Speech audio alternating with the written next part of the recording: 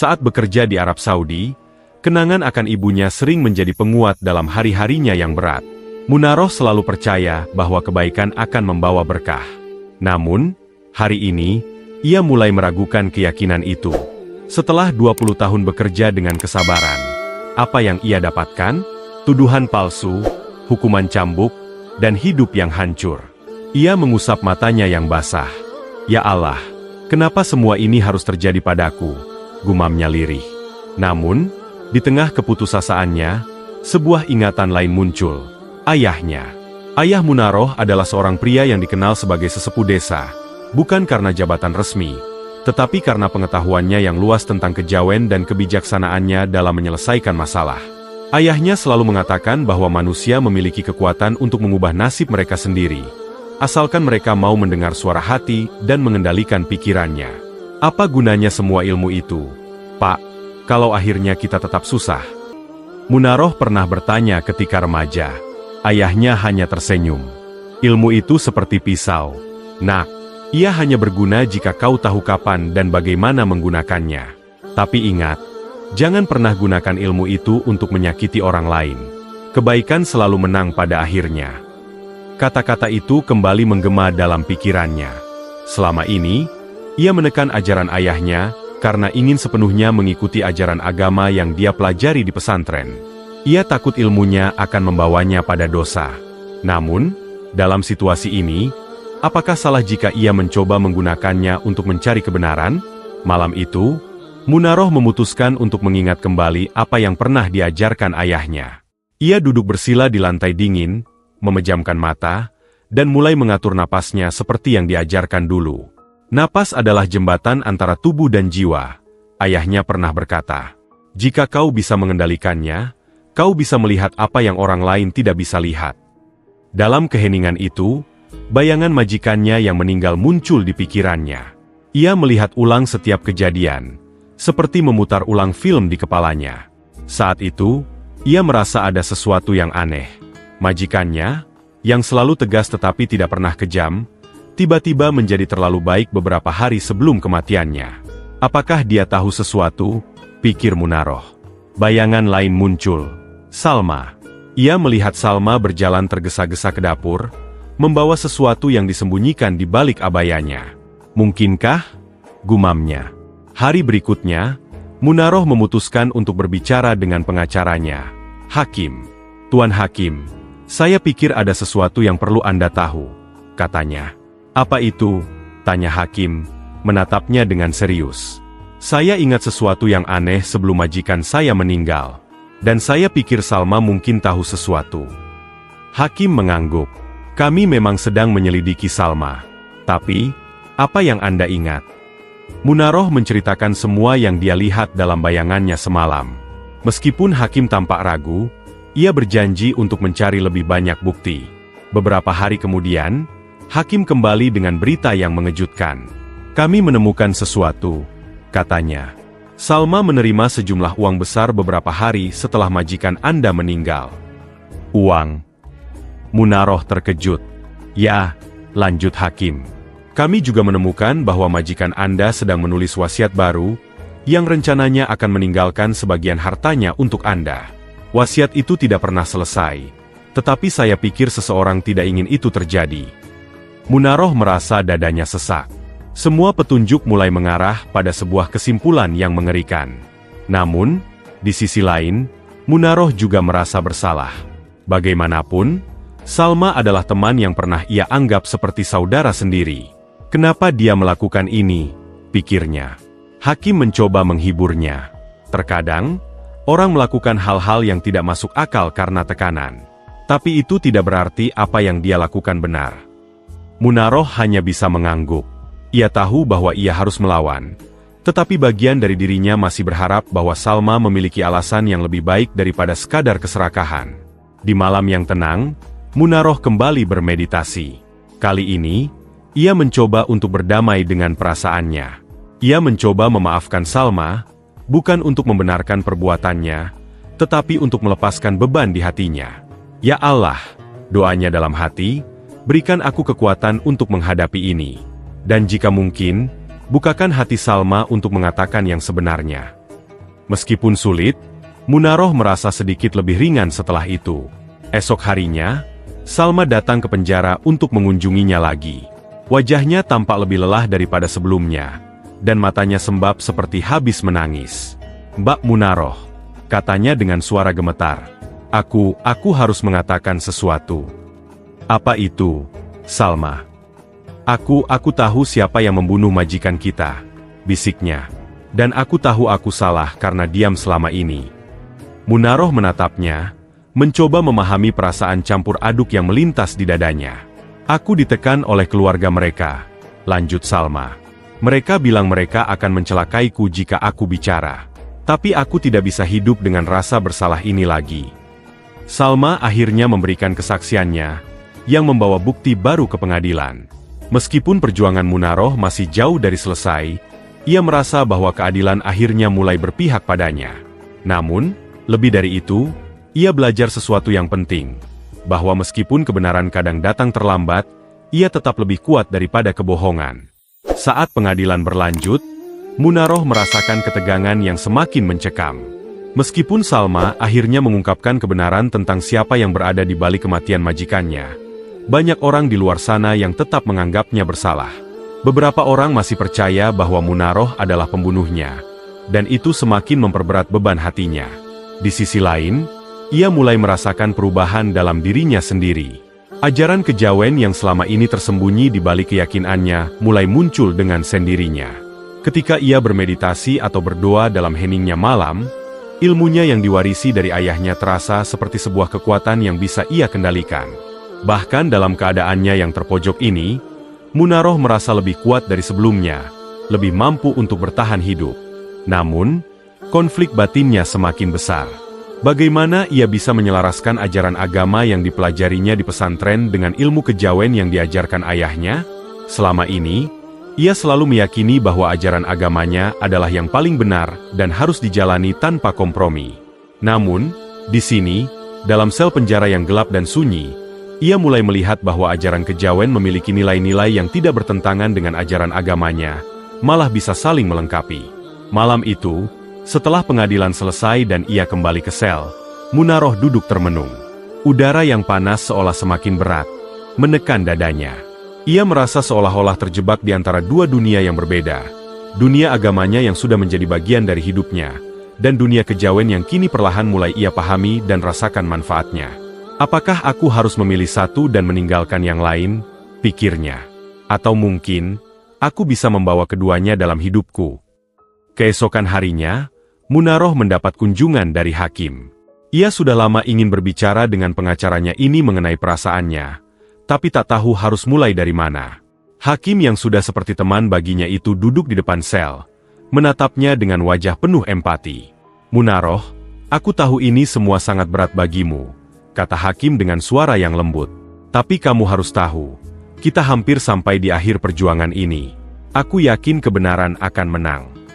"Terima kasih, Tuan Hakim," jawab Munaroh, meskipun hatinya berat. "Aku merasa sangat bingung sekarang. Semua yang terjadi di sekitar aku terlalu sulit untuk dimengerti." Hakim mengangguk. Kadang, hidup memang bisa membuat kita merasa bingung. Terutama ketika kita harus menghadapi sesuatu yang tidak pernah kita bayangkan sebelumnya. Tapi ingat, kamu tidak sendiri. Aku akan terus mendampingimu sampai akhir. Munaroh menatap Hakim dengan pandangan penuh rasa terima kasih. Namun di dalam hatinya, perasaan ragu dan takut terus menggelayuti. Ia tahu bahwa perjuangan ini belum berakhir, dan meskipun ia merasa diperkuat oleh ilmu yang ada dalam dirinya, ia masih terjebak dalam kebingungan besar mengenai bagaimana melanjutkan hidupnya setelah semua ini berakhir. Saat malam tiba, Munaroh kembali berdoa dalam heningnya sel. Namun kali ini, ia tidak hanya berdoa dengan kata-kata yang biasa ia ucapkan, tetapi juga mulai mempraktikkan beberapa gerakan dan teknik yang pernah diajarkan oleh ayahnya. Ia merasa tenang sejenak, seperti ada kedamaian yang mengalir dalam tubuhnya. Namun, pikiran tentang dunia yang ia tinggalkan begitu jauh itu terus menghantuinya. Ia teringat kembali akan pesan ibunya, yang selalu mengajarkan untuk tidak melupakan asal-usulnya, meskipun hidup membawanya jauh dari rumah. Munaroh tahu bahwa meskipun ia telah jauh dari Purwodadi, kekuatan untuk bertahan hidup selalu ada dalam dirinya. Tapi pertanyaannya sekarang adalah, apakah ia bisa melanjutkan hidupnya dengan damai setelah apa yang telah ia alami? Keesokan harinya, ia kembali bertemu dengan Salma. Wajah Salma terlihat lebih hampa dari sebelumnya. Munaroh merasa bahwa ada sesuatu yang tidak beres dengan temannya itu. "Salma, kamu kenapa?" tanya Munaroh dengan lembut. Salma menundukkan kepala, dan dengan suara yang bergetar ia berkata, "Aku merasa bersalah, Mbak Munaroh. Aku sudah banyak melakukan kesalahan dalam hidupku, dan sekarang aku hanya bisa menyesal." Munaroh menatapnya, mencoba memahami perasaan yang bercampur aduk di hati temannya itu. "Aku tahu, Salma. Tapi apa yang terjadi sudah terjadi. Sekarang kita hanya bisa bertanggung jawab atas tindakan kita dan berusaha memperbaiki yang salah." Salma mengangguk pelan, namun tatapannya kosong. Munaroh merasa kasihan, tetapi ia juga merasa bahwa Salma harus belajar untuk menghadapi konsekuensinya sendiri. Namun, di satu sisi, ia merasa kesulitan untuk memaafkan Salma sepenuhnya, karena luka yang telah ditimbulkan terlalu dalam. Beberapa minggu kemudian, saat persidangan mendekati akhir, Munaroh kembali merasakan kekuatan dalam dirinya. Ia tahu bahwa ia tidak hanya bergantung pada ilmu kejawen atau agama, tetapi pada kekuatan batin yang ada dalam dirinya. Ia mulai memandang hidup dengan cara yang berbeda. Tidak lagi hanya melihat dari satu sisi, tetapi mencoba menggabungkan dua dunia yang selama ini ia anggap bertentangan. Ketika hakim akhirnya memberikan keputusan, Munaroh merasa ada rasa lega yang luar biasa. Keputusan itu tidak hanya membebaskannya dari tuduhan yang tidak berdasar, tetapi juga membuka jalan bagi dia untuk kembali ke Indonesia. Namun, meskipun ia bebas, ia merasa hidupnya belum sepenuhnya kembali ke jalur yang benar. Akhirnya, Munaroh memutuskan untuk kembali ke Purwodadi, ke rumah yang pernah menjadi tempat ia belajar tentang hidup. Tetapi kali ini, ia tidak hanya akan pulang sebagai Munaroh yang lama, melainkan Munaroh yang telah menemukan kedamaian dalam dirinya, dengan membawa kedua dunia, agama dan kejawen, yang kini menjadi bagian dari jiwanya. Dengan langkah yang mantap, Munaroh memulai perjalanan baru dalam hidupnya. Dia tahu bahwa meskipun masa lalunya penuh dengan penderitaan, masa depannya ada di tangannya sendiri. Semua yang dia jalani selama ini telah membentuknya menjadi pribadi yang lebih kuat, lebih bijaksana, dan lebih damai. Ia tidak lagi terjebak dalam konflik batin yang pernah menguasai dirinya. Munaroh kini siap untuk melangkah maju, membawa kedua dunia itu sebagai bagian dari dirinya yang utuh. Munaroh merasa ada suatu kekuatan yang perlahan tumbuh dalam dirinya. Meskipun ia telah mengatasi banyak rintangan, proses yang ia jalani masih jauh dari selesai. Saat ia memasuki gerbang kota Purwodadi setelah sekian lama, ia merasa ada sesuatu yang berbeda. Rumah yang dulu ia tinggali bersama orang tuanya kini terasa sepi dan asing. Namun, di dalamnya, ada kenyamanan yang ia cari selama ini. Kenyamanan yang bukan berasal dari dunia luar, melainkan dari dalam dirinya sendiri. Keputusan untuk kembali ke Purwodadi bukanlah keputusan yang mudah. Selama 20 tahun di luar negeri, ia belajar untuk bertahan hidup dengan segala cara. Namun, pulang ke rumah berarti menghadapi kenyataan yang selama ini ia hindari. Menghadap orang-orang yang sudah lama ia tinggalkan, menghadap keluarga dan sahabat yang mungkin telah bertransformasi, bahkan mungkin juga menghadap masa lalu yang pahit. "Apakah aku masih diterima di sini?" gumam Munaroh dalam hati, saat ia melangkah memasuki rumah orang tuanya yang sederhana. Saat pintu rumah terbuka, ia melihat ibunya berdiri di depan, memandangnya dengan tatapan penuh haru. Ibu Munaroh tidak pernah mengirimkan surat atau kabar. Namun ia selalu merindukan putrinya yang jauh di tanah Arab. Melihat wajah ibunya, Munaroh merasa perasaan yang campur aduk. Ada rasa kesedihan karena telah lama meninggalkan ibunya, ada rasa takut akan penghakiman, dan ada rasa syukur karena akhirnya bisa pulang. "Bunda, aku kembali," kata Munaroh, suaranya serak, penuh emosi. Ibunya terdiam sejenak, lalu menarik Munaroh ke dalam pelukan. Mereka berdua terdiam dalam keheningan, saling memeluk tanpa kata-kata. Munaroh merasa seolah-olah waktu berhenti sejenak. Di pelukan ibunya, ia merasa aman dan dicintai, seperti anak kecil yang menemukan pelabuhan setelah berlayar jauh di lautan luas. "Aku tahu kamu akan pulang, Nak. Aku tahu kamu akan kembali suatu hari," ujar ibunya dengan suara yang pelan, penuh kehangatan. Munaroh tidak bisa menahan air mata yang mengalir. Selama bertahun-tahun ia merasa sendiri, terbuang, dan terluka. Namun, di sini, di pelukan ibunya, ia merasa ada ketenangan yang mendalam. Tanpa kata-kata, ia tahu bahwa ibunya memahami penderitaannya. Malam itu, setelah makan malam sederhana bersama ibunya, Munaroh duduk di teras rumah yang dulu ia kenal. Angin malam yang sejuk mengingatkannya pada masa kecilnya. Ia menatap langit yang penuh bintang, dan untuk pertama kalinya dalam waktu yang sangat lama, ia merasa damai. Tidak ada lagi suara jeritan atau ancaman dari majikannya. Tidak ada lagi ketakutan akan hukum yang tak adil. Semua itu seolah-olah sudah menjadi bagian dari masa lalu. Namun, dalam kedamaian yang ia rasakan, Munaroh tahu bahwa perjalanan hidupnya belum selesai. Masih ada tanggung jawab yang harus diemban. Ia harus menghadapi kenyataan bahwa meskipun ia telah kembali ke rumah, ia tidak bisa sepenuhnya menghindar dari apa yang telah terjadi. Apa yang akan aku lakukan sekarang? Tanya Munaroh pada dirinya sendiri, meski tahu bahwa jawabannya tidak akan datang begitu saja. Keesokan harinya, Munaroh memutuskan untuk pergi ke pesantren tempat ia dulu belajar. Meski sudah lama berlalu, kenangan akan pesantren itu masih terjaga dengan baik di hatinya. Ia ingin mengunjungi gurunya, orang yang telah banyak mengajarkan tentang agama dan kehidupan, dan juga sahabat-sahabat lamanya yang mungkin masih mengingatnya. Saat ia tiba di pesantren, suasana terasa berbeda. Beberapa bangunan sudah mengalami perbaikan, sementara beberapa lainnya masih tampak seperti dulu. Para santri yang dulu lebih muda kini sudah menjadi orang dewasa. Bahkan ada yang sudah menikah dan memiliki anak. Ia bertemu dengan seorang sahabat lama, Nurul, yang dulu sangat dekat dengannya. Nurul menyambutnya dengan penuh kegembiraan, meski ada sedikit keheranan di wajahnya. Munaroh, kamu akhirnya kembali. Aku sudah mendengar tentangmu, tetapi aku tidak tahu apakah ini benar. Banyak yang bilang kamu hilang di Arab, bahkan ada yang menduga kamu sudah meninggal. Munaroh tersenyum, meski hatinya terasa sakit mendengar cerita yang telah tersebar tentang dirinya. Aku memang sempat hilang, tapi alhamdulillah, aku masih hidup, masih berjuang. Nurul menatapnya dengan penuh perhatian. Apa yang terjadi padamu di sana, Munaroh? Kami semua sangat khawatir. Kami tahu kamu orang yang kuat, tapi ini semua sangat sulit dipercaya. Munaroh terdiam sejenak. Ia ingin menceritakan semuanya, tetapi ada sesuatu dalam dirinya yang menahan. Ia merasa bahwa tidak semua orang akan mengerti apa yang telah terjadi padanya. Terlebih lagi, bagaimana bisa mereka menerima kenyataan bahwa di balik segala penderitaan yang ia alami, ada kekuatan spiritual yang bahkan ia sendiri mulai sulit untuk mengerti. Aku banyak belajar, Nurul. Tidak hanya tentang agama, tetapi juga tentang hidup. Aku belajar bagaimana menghadapi ketidakadilan. Bagaimana bertahan meskipun dalam keterpaksaan. Dan aku belajar sesuatu yang mungkin tidak pernah diajarkan di pesantren. Tentang kekuatan dalam keheningan. Nurul mendengarkan dengan seksama.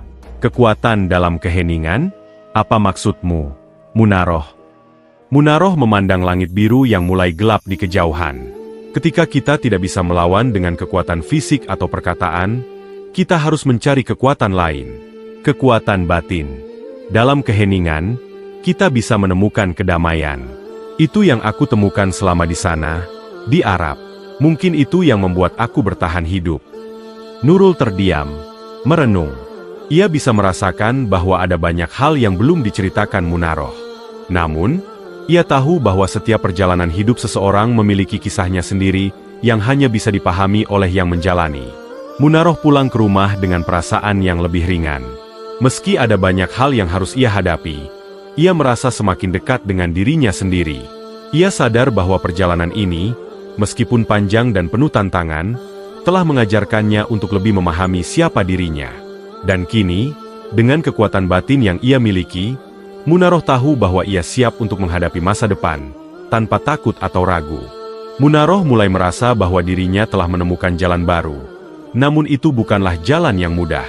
Dengan segala kekuatan batin yang ia miliki, ia sadar bahwa ia perlu membuktikan bahwa ia lebih dari sekadar perempuan yang pernah terluka, lebih dari sekadar seorang TKW yang terpinggirkan. Ia ingin menunjukkan kepada orang-orang di sekitarnya bahwa ia tidak hanya bertahan hidup, tetapi juga memiliki keberanian untuk berdiri tegak meskipun dunia telah memberinya banyak ujian. Malam itu, Setelah berbincang dengan Nurul di pesantren, Munaroh merasa ada sesuatu yang tergerak dalam dirinya. Selama bertahun-tahun ia menyembunyikan banyak hal, terutama mengenai kekuatan spiritual yang ia miliki, ilmu kejawen yang diwariskan ayahnya. Namun, saat ini, ia merasa bahwa ia harus mulai berbicara dan membagikan pemahaman itu kepada orang lain. Tidak hanya tentang kekuatan fisik atau harta, tetapi tentang kekuatan batin yang bisa membawa seseorang melewati badai kehidupan. Pagi-pagi sekali, Munaroh pergi ke pasar untuk membeli bahan makanan. Ia tidak ingin bergantung pada siapapun, meskipun ibunya dengan senang hati ingin membantu. Di pasar, ia melihat seorang pedagang yang tampaknya sedang kesulitan. Wanita parubaya itu berdiri dengan lesu, menatap tumpukan barang dagangannya yang sepi pembeli. Munaroh merasa ada sesuatu yang menarik hatinya untuk mendekat. "Assalamualaikum, Bu. Apa kabar?" Sapa Munaroh dengan suara lembut, mencoba membuka percakapan. Pedagang itu menoleh dan tersenyum tipis. "Waalaikumsalam. Nak, alhamdulillah. Baik. Hanya saja dagangan saya sepi.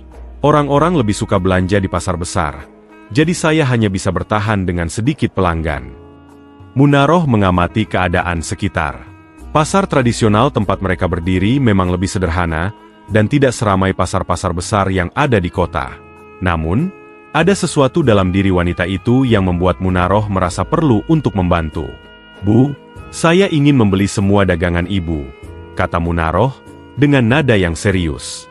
Pedagang itu tampak terkejut. "Apa? Semua? Tapi, Nak, itu banyak sekali, saya tidak bisa menerima begitu saja. Saya hanya menjualnya sedikit demi sedikit, tak perlu dibeli sekaligus." Munaroh tersenyum. "Saya tidak ingin membelinya hanya untuk kepentingan pribadi, Bu.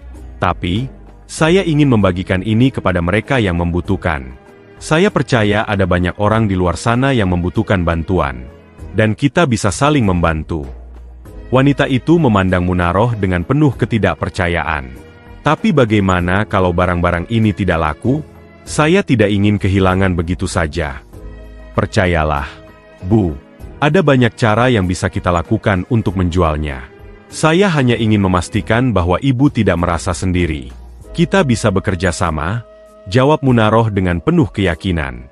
Akhirnya, setelah berbincang panjang lebar, pedagang itu setuju untuk menjual barang dagangannya kepada Munaroh.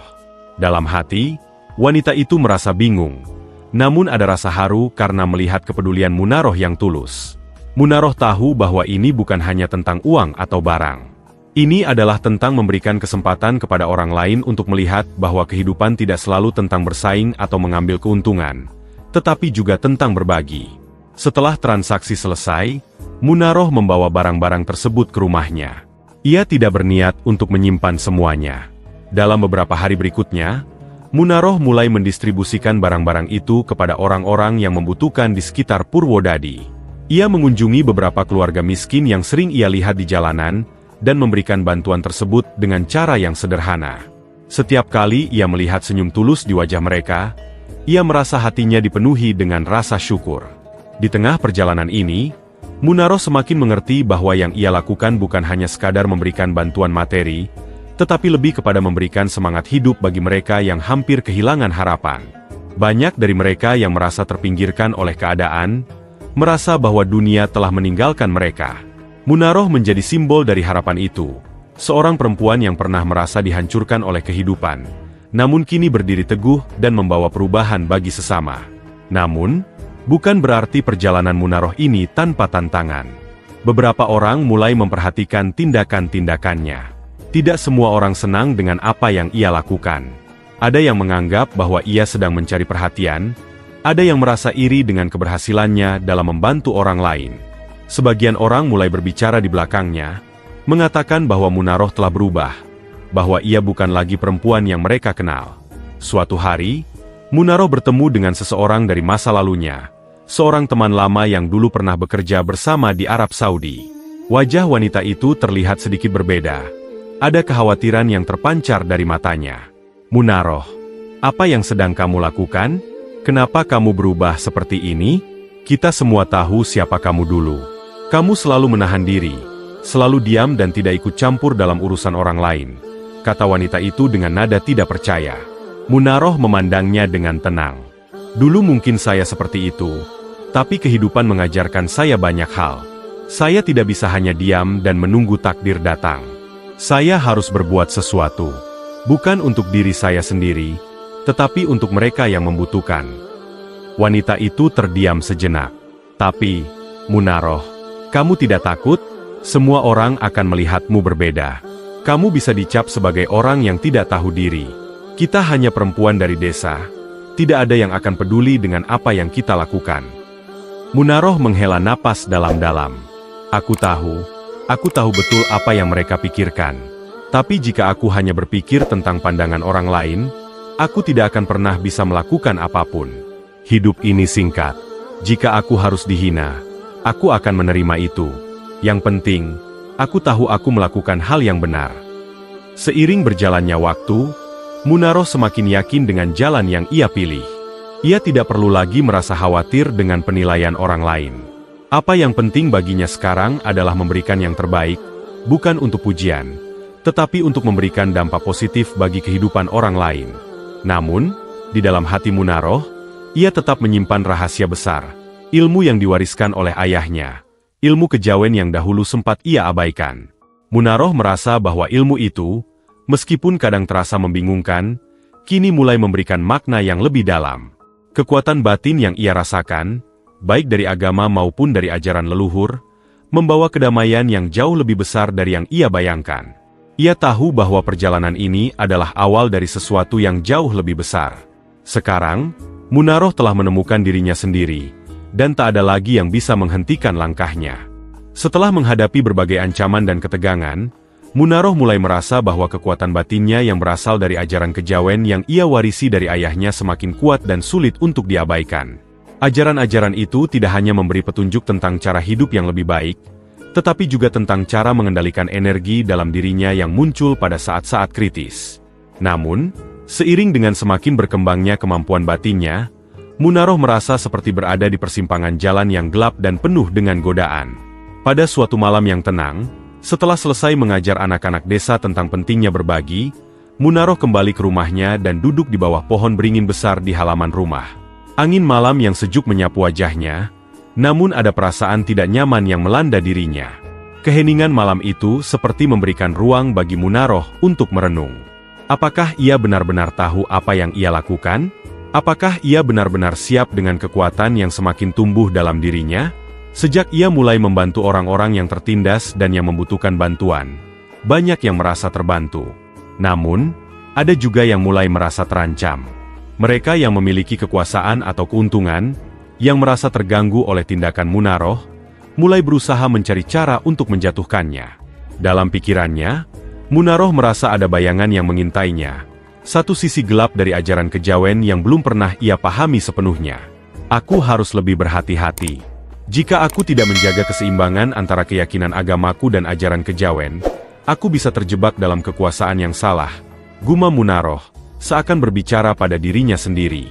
Ia mengingat semua yang telah ia pelajari dari pesantren tentang agama Islam, yang menekankan kesucian dan kebaikan. Namun, kejawen, dengan filosofi dan ajarannya yang lebih gelap, mengajarkan cara mengendalikan energi yang bisa mempengaruhi keadaan sekitar, dan itu bisa berisiko. Tengah merenung, tiba-tiba Munaroh merasakan sesuatu yang tidak biasa. Udara di sekitar rumah terasa semakin berat. Ia merasa ada energi yang mengalir melalui tubuhnya, yang sepertinya berasal dari dalam dirinya sendiri. Ini adalah tanda yang ia kenali, saat dimana kekuatan batin yang berasal dari ajaran kejawen mulai mengambil alih. Ia tahu bahwa ini bukan sesuatu yang bisa dianggap remeh. Munaroh menarik napas dalam-dalam dan menutup mata. Ia berusaha untuk kembali menenangkan diri, mengingatkan dirinya akan ajaran yang dia pelajari dari pesantren. Ada ketegangan di dalam hatinya, antara ajaran yang sudah ia percayai dan warisan ilmu kejawen yang tak bisa begitu saja ia lupakan. Ia memulai ritual kecil yang sering ia lakukan untuk menenangkan pikirannya. Duduk bersila, berfokus pada napas, dan mencoba untuk menemukan keseimbangan dalam dirinya. Namun, semakin dalam ia berusaha menyatukan dua ajaran ini dalam hatinya, semakin sulit ia rasakan. Perasaan kuat dan penuh kekuasaan itu begitu menggoda. Rasanya mudah untuk beralih ke jalan yang lebih cepat, yang bisa memberinya kontrol lebih besar atas orang-orang yang menghalangi jalannya. Namun, di sisi lain, ada suara dalam hatinya yang mengingatkannya untuk tidak melupakan akar agamanya.